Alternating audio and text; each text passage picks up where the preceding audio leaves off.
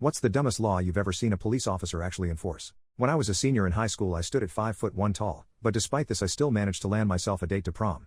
I picked her up and we were driving to the location, when I suddenly heard the unmistakable sound of police sirens. I wasn't doing anything wrong, so I was a little frustrated, but I still pulled over and waited for the officer. He came over to the passenger side where my date was, and without explanation asked her to step out of the vehicle. I began panicking, thinking if maybe she was some wanted criminal or something, until the officer ordered her to get out of her heels and stand barefoot on the path. I was even more confused now, especially because after my date complied, the officer started walking back to his car. He took something out of his car, and came back over to my date holding it in his pocket. He then ordered her to stand still, and with it he took out a roll of measuring tape. He proceeded to measure my date's height, and after he was done he just tutted. He told her that she has just broken the law.